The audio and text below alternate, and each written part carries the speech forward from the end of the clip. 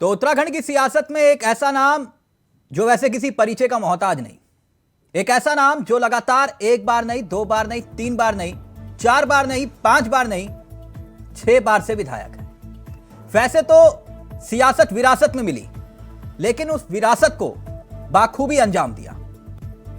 आज हम बात करेंगे, इंडिया वॉइस पर जुड़ेंगे हमारे साथ पूर्व पीसीसी चीफ उत्तराखंड प्रीतम सिंह, पूर्व नेता प्रतिपक्ष और पूर्व प्रदेश अध्यक्ष और उत्तराखंड की सियासत के दिग्गज। प्रीतम जी, बहुत बहुत स्वागत है इंडिया वॉइस में आपका। जी धन्यवाद, नमस्कार। कैसे हैं आप?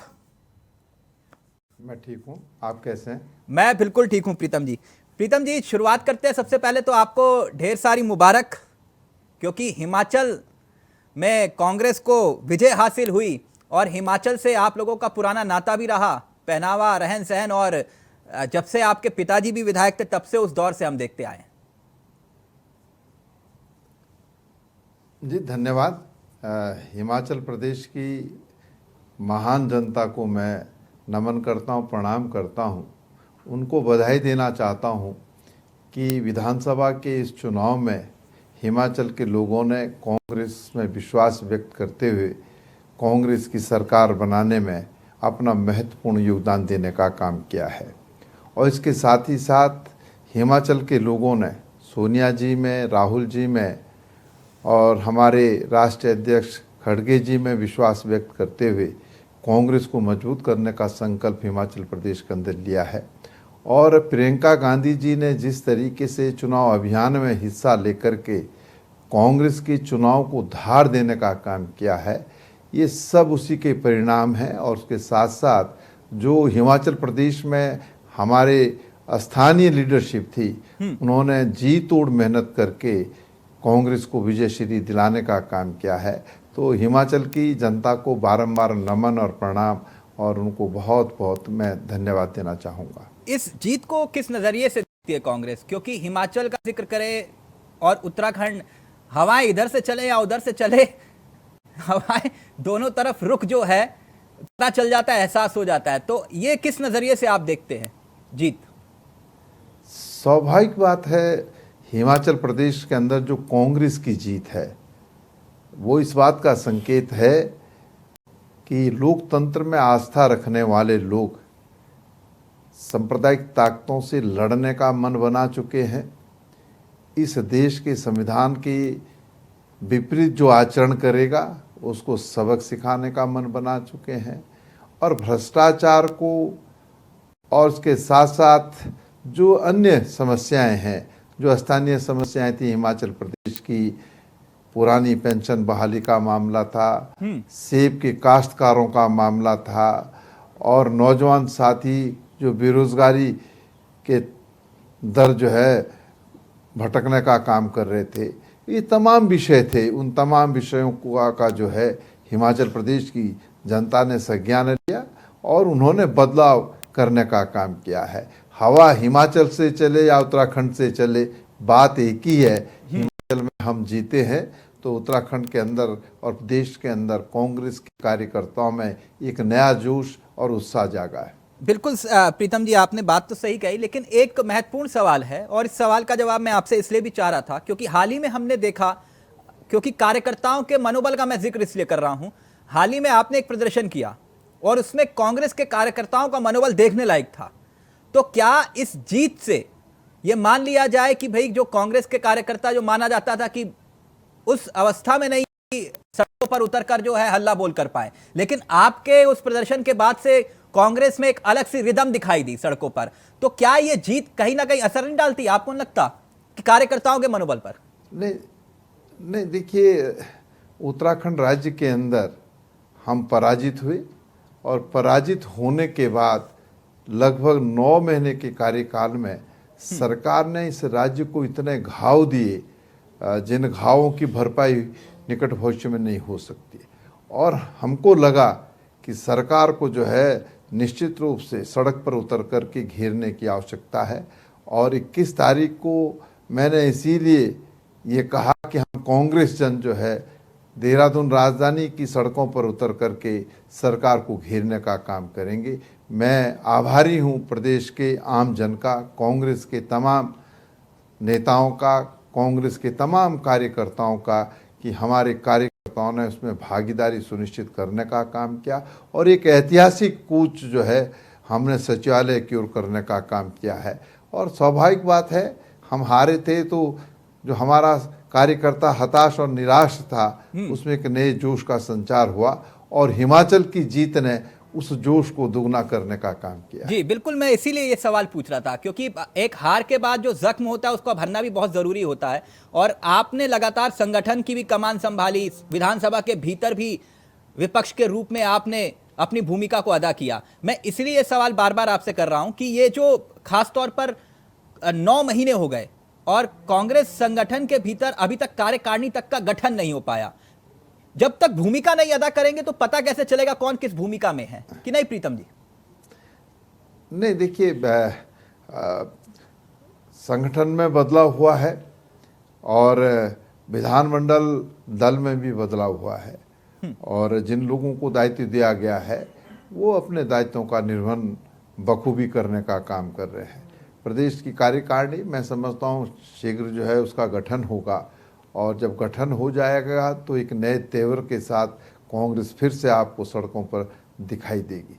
विधानसभा का आपने जिक्र किया, निश्चित रूप से जब हमने सरकार को सड़क पर भेजने का काम किया तो हमारा दायित्व बनता था, कर्तव्य बनता था कि जब विधानसभा का सत्र हो तो तमाम विषयों को लेकर के हम सरकार को सदन के अंदर भी घेरने का काम करें। हमने कोशिश की, प्रयास किया, नेता प्रतिपक्ष के नेतृत्व में हमने सरकार को सदन के अंदर असहज करने का काम किया है। कम से कम ये तो हमने दौर देखा कि जो उत्तराखंड के भीतर विधानसभा अध्यक्षों पर विधानसभा अध्यक्ष कह रहा हूं, नेता प्रतिपक्षों पर एक तोहमत मढ़ी जाती थी कि ये मित्र विपक्ष की भूमिका निभाते हैं, लेकिन ये तमका आपको नहीं मिला कम से कम। लेकिन मैं आगे इस बात को लेकर आऊं कि ये जो हिमाचल की जीत तो ठीक है, अच्छे मार्जिन से जो आपने सोचा उसके विपरीत जो एग्जिट पोल आए उसके भी विपरीत आप लोगों ने रिवाज को भी बदला और सत्ता आपको मिल गई। लेकिन गुजरात में जो कुछ नतीजे आए, ये सोचा था आप लोगों ने कि गुजरात की ये स्थिति होगी? नहीं, देखिए, गुजरात का जब हम जिक्र करते हैं तो निश्चित रूप से वहाँ हमारा जो प्रदर्शन रहा वो अपेक्षाओं के अनुरूप नहीं रहा है। राष्ट्रीय नेतृत्व इस पर चिंतन करेगा, मनन करेगा और मैं समझता हूँ कि आमूल चूक परिवर्तन की आवश्यकता अगर गुजरात में होगी तो नए सिरे से संगठन को भी खड़े करने की बात होगी और ऐसे तमाम साथियों को जो है जिम्मेदारी देने का काम राष्ट्रीय नेतृत्व करेगा जो आगे संघर्ष करने का काम कर सके। आपने कहा कि मुझ पर जो है मित्र विपक्ष का आरोप नहीं लगा। देखिए, चक्रोता के लोगों ने मुझे विधायक के रूप में विधानसभा में भेजा है तो मेरा दायित्व बनता है, मेरा कर्तव्य बनता है कि विपक्ष के विधायक होने के नाते जो प्रदेश के अंदर मूलभूत समस्याएं हैं, जो ज्वलंत मुद्दे हैं, उनको पूरे तरीके से सदन के अंदर उठाने का काम करो। ये हमारा प्रयास रहा। जहाँ तक मित्र विपक्ष की बात है, हम मित्र विपक्ष में रहने वाले लोग नहीं है। हम अगर विपक्ष में रहेंगे तो विपक्ष की भूमिका जो है पूरी निष्ठा के साथ जो है निभाने का काम करेंगे। आपको एक बेबाक राय रखने के लिए जाना जाता है। मैं इसलिए सवाल आपसे पूछ रहा हूं, संगठन के भीतर, उत्तराखंड कांग्रेस के भीतर आपको लगता कि एक बड़े बदलाव की जरूरत है ताकि जो कार्यकर्ता जिनका मनोबल गिरा हुआ है, क्योंकि जिसका जिक्र मैंने अभी हाल ही में किया कि आपका एक प्रदर्शन जिसने पूरे कार्यकर्ताओं को एकजुट करने का काम किया, ऐसे प्रदर्शन और इसके इतर कुछ बड़े फैसले, डबल डोज वैक्सीन की? नहीं, देखिए, जहाँ तक संगठन का मामला है या विधानमंडल दल का मामला है, ये अधिकार प्रीतम सिंह में निहित नहीं है। जब जब हमको जो जिम्मेदारी सौंपी गई, हमने कोशिश की, प्रयास किया इस बात का कि हम पूरी निष्ठा के साथ, पूरी ईमानदारी के साथ उसका निर्वहन करने का काम करें। ये कार्य जो है राष्ट्रीय नेतृत्व का है। राष्ट्रीय नेतृत्व ने प्रदेश कांग्रेस कमेटी में भी बदलाव किया, कांग्रेस विधानमंडल दल में भी बदलाव किया और कांग्रेस के अनुशासित सिपाही होने के नाते राष्ट्रीय नेतृत्व का जो निर्णय था उसको हमने स्वीकार करने नहीं, एक सलाह आपकी तो वाजिब सी बात है, मानी जाती होगी ना, मैं इसलिए ये बात कह रहा हूं। नहीं, देखिए, मेरी सलाह नहीं, देखिए, प्रश्न मेरी सलाह का नहीं है। एक व्यक्ति की सलाह पर राजनीतिक दल नहीं चलता है। और मैं कहना भी चाहता हूं कि मेरा वजूद जो है वो कांग्रेस की वजह से है, कांग्रेस का वजूद प्रीतम सिंह की वजह से नहीं है। हम इस बात को सदैव जो है अपने जेहन में रखने का काम करते हैं। लेकिन हाँ, ये ज़रूर बात है कि जब 2022 का विधानसभा चुनाव हुआ तो चुनाव के बाद एक बात कही गई कि प्रदेश के अंदर कांग्रेस जो है आपसी गुटबंदी की वजह से हारी। तो मैंने ज़रूर राष्ट्रीय नेतृत्व के समक्ष इस बात को रखा कि आपने जो जिम्मेदारी मुझे दी उस जिम्मेदारी का निर्वहन करते समय प्रीतम सिंह ने ऐसा कोई बयान नहीं दिया जिससे कांग्रेस को क्षति हो। मैंने सदैव जो है ये प्रयास किया, कोशिश की कि हम अंतर विरोध में जो है ना फंसें। ये बात हो सकती है, असहमति हो सकती है, लेकिन सार्वजनिक रूप से उसका इजहार नहीं किया। क्या ये तो मैंने हकीकत कहा नहीं थी कि भाई देवभूमि में, क्योंकि नेतृत्व के लिहाज से आपको भी देखा जा रहा था, एक बड़ी भूमिका के रूप में आपको देखा गया, हमेशा से शुरू से, ऐसा पहली बार नहीं है कि प्रीतम जी पहली बार जो है बड़ी भूमिका में दिखाई दे रहे हैं। और उस वक्त एकाएक आपका बैकफुट पर आना, यह भी तो एक सवाल खड़े कर रहा था, संशय खड़े कर रहा था कि प्रीतम जी एग्रेसिव होकर क्यों नहीं खेल रहे। नहीं, देखिए, मैं बैकफुट पर कहीं पर भी नहीं आया। मुझे अध्यक्ष के रूप में कार्य करने का अवसर मिला, मैंने पूरी कोशिश की, प्रयास किया कि जो अवधि में मेरे पास थी उसमें मैंने सड़क पर और सदन के अंदर दोनों ही जगह जो है पूरी मजबूती के साथ लड़ाई लड़ने का काम किया। अब ये दुर्भाग्य रहा हमारा कि हमारी नेता प्रतिपक्ष डॉक्टर इंदिरा हृदय जी का निधन हुआ और निधन की वजह से परिवर्तन हुई। लेकिन जो परिवर्तन राष्ट्रीय नेतृत्व ने किया उस परिवर्तन को हमने स्वीकार करने का काम किया है। और आगे भी जो दिशा निर्देश राष्ट्रीय नेतृत्व के होंगे, सोनिया जी का होगा, खड़गे जी का होगा, राहुल जी, प्रियंका जी का होगा, उसका निर्वहन हम पूरी निष्ठा और ईमानदारी के साथ करने का काम करेंगे। प्रीतम जी क्यों ऐसा सेट हो गया था उस वक्त कि भाई कांग्रेस जो है वो धड़ों में बटी हुई दिखाई दे रही है, ये तो किसी से छिपा ही नहीं था। नहीं देखिए, सही बात आपने कहा कि जब हम चुनाव में थे तो हम धड़ों में बटे हुए दिखाई दे रहे थे।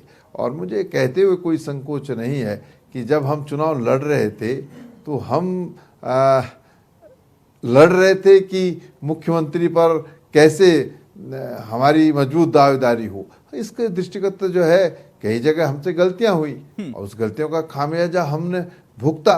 लोगों ने जो है 2022 के चुनाव में जो है फिर से भाजपा को सरकार बनाने का अवसर दिया है। लेकिन ये होता है, कभी कभी राजनीतिक जीवन में सब चीज़ें चलती रहती हैं। लेकिन हम हताश नहीं है, निराश नहीं है, हम पूरी मजबूती के साथ संघर्ष करेंगे, लड़ाई लड़ने का काम करेंगे और उत्तराखंड की जनता को आश्वस्त करना चाहते हैं कि हम 2024 और 2027 में उम्दा प्रदर्शन करने का काम करेंगे। 27 में हम राज्य के अंदर कांग्रेस की पुनर्स्थापना करने का काम करेंगे और ये विश्वास हम उत्तराखंड की जनता को देना चाहते हैं। इस हिमाचल की जीत के बाद कुछ बदलेगा उत्तराखंड में, लगता है आपको? नहीं, देखिए, कार्यकर्ताओं में जोश है। कार्यकर्ता को लगता है कि नहीं, अगर हम संघर्ष करेंगे, लड़ाई लड़ने का काम करेंगे तो निश्चित रूप से जिस तरीके से हिमाचल के लोगों ने 2022 के इस विधानसभा चुनाव में कांग्रेस को पुनर्स्थापित करने का काम किया है, तो इसी जज्बे के साथ अगर हम चलेंगे तो 24 और 27 में कांग्रेस बेहतर प्रदर्शन करे। आप नए नवेले प्रदेश अध्यक्ष की वैसे 9 महीने गुजर चुके हैं, उनको आप सलाह नहीं देंगे कि कम से कम आप कार्यकारिणी का गठन कर लें? नहीं, देखिए, क्योंकि जिनको दायित्व दिया है, प्रदेश के प्रभारी हैं, प्रदेश अध्यक्ष हैं, वो इस दिशा में कार्य कर रहे हैं और मैं समझता हूं कि राष्ट्रीय नेतृत्व जो है शीघ्र जो है प्रदेश कार्यकारिणी जो है प्रदेश को उपलब्ध कराएगा। लेकिन वर्तमान समय में भी प्रदेश कार्यकारिणी है और वो भी कांग्रेस के ही लोग हैं। अब उनको साथ लेकर के जो है हम चल सकते हैं और चल भी रहे हैं। प्रीतम जी, थोड़ा सा फ्लैशबैक में चलते हैं। हमने उस कांग्रेस को भी देखा है जो सड़कों पर उतर के संघर्ष करते हुए दिखाई दी, चाहे वो खंडूरी जी का शासनकाल हो, निशंक जी का शासनकाल हो। और उस वक्त एक शख्सियत की एक अहम भूमिका भी देखी जाती थी, एक तरफ प्रीतम सिंह होते थे और दूसरी तरफ हरक सिंह रावत होते थे। मैंने गलत तो नहीं कहा? नहीं देखिए, मैं तो कांग्रेस का एक बहुत छोटा सा अधना सा कार्यकर्ता हूँ और पार्टी ने जब जब जो दायित्व दिया उस दायित्व का निर्वहन करने का भी काम किया है। और कांग्रेस में निश्चित रूप से बड़े बड़े हमारे साथी हैं, सहयोगी हैं, उनके साथ मिलकर के हमने संघर्ष करने का काम किया, सड़क पर उतर करके जंग लड़ने का काम किया और उसी की परिणति है। आपको लगता कि हरक सिंह रावत को एक्टिव होना चाहिए? नहीं, देखिए, हरक सिंह रावत जी हमारे बहुत बड़े साथी हैं, सहयोगी हैं, उनको भी एक्टिव होना चाहिए और तमाम उन साथियों को जो आज जिस तरीके से एक्टिव होना चाहिए नहीं हो पा रहे हैं, सबको एक्टिव होना चाहिए। सब लोग अगर संयुक्त रूप से जंग लड़ने का काम करेंगे, वही सड़क पर प्रीतम जी, उतरने का काम आपका करेंगे, अनुभव तो निश्चित ये तजुर्बा और अनुभव बहुत लंबा है। मैं इसलिए बार बार आपसे कह रहा हूं, ये एक्टिव क्यों नहीं हो रहे कांग्रेसी?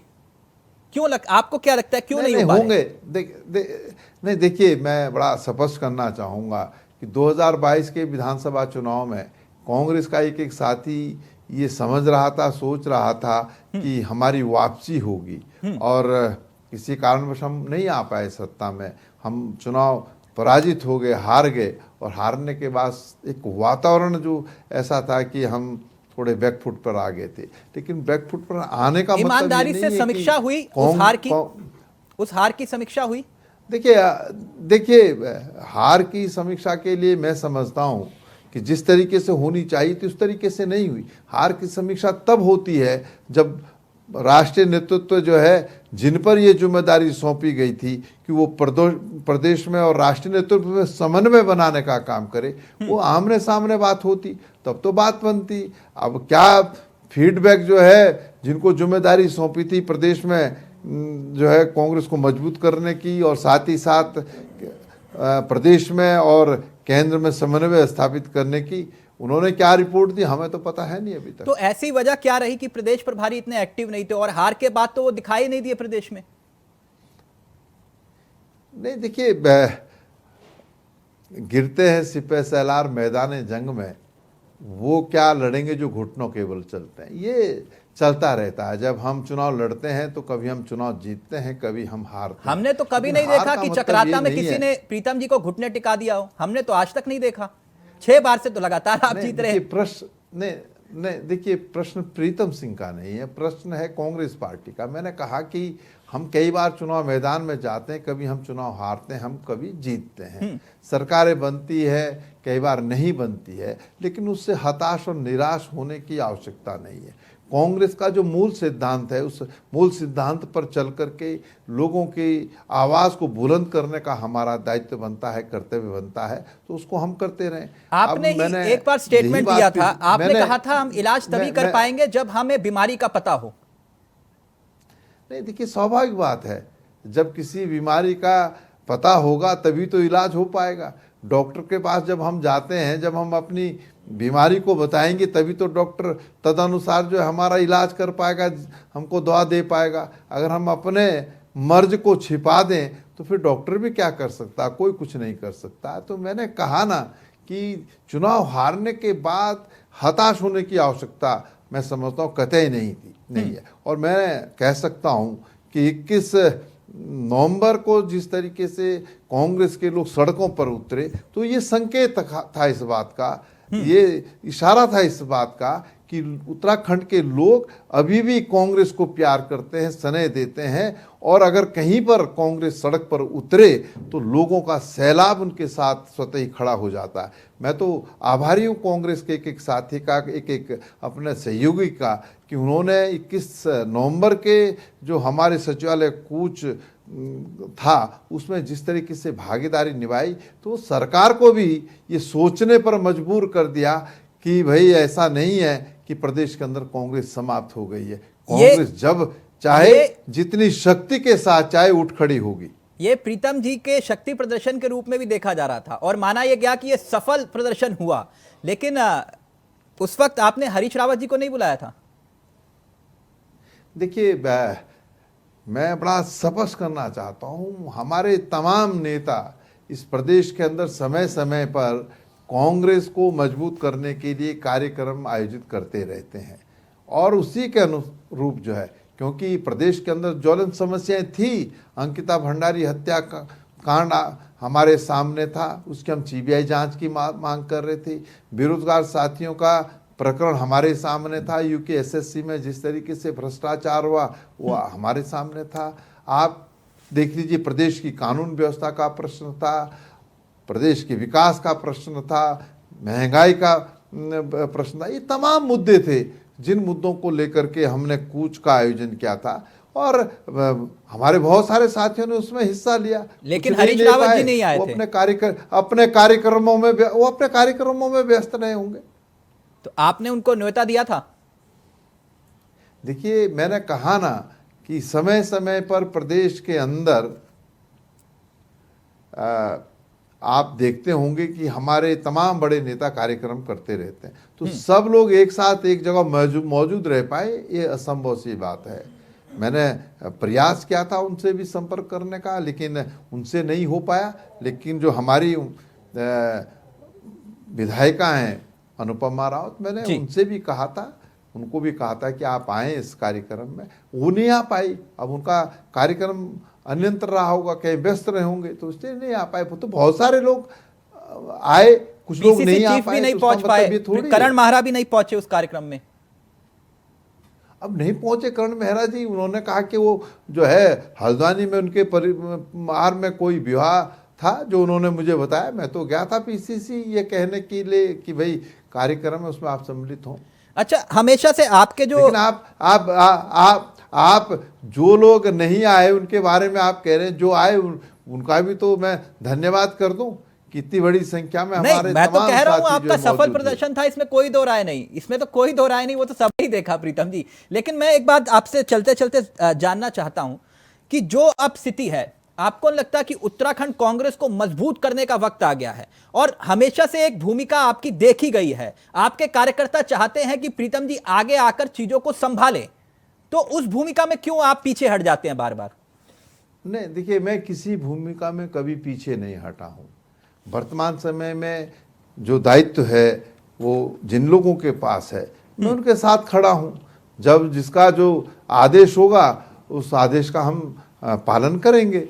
आपने देखा होगा कि सदन के अंदर भी नेता प्रतिपक्ष की अगुवाई में हमने प्रयास किया, कोशिश की कि हम सरकार को घेरने का काम करें, और सरकार घेरी, इसमें मैं कोई दो राय नहीं है। अन्यथा सरकार नहीं घिरती तो सदन की अवधि जो 5 दिन की थी उसे 2 दिन में समाप्त कर दिया।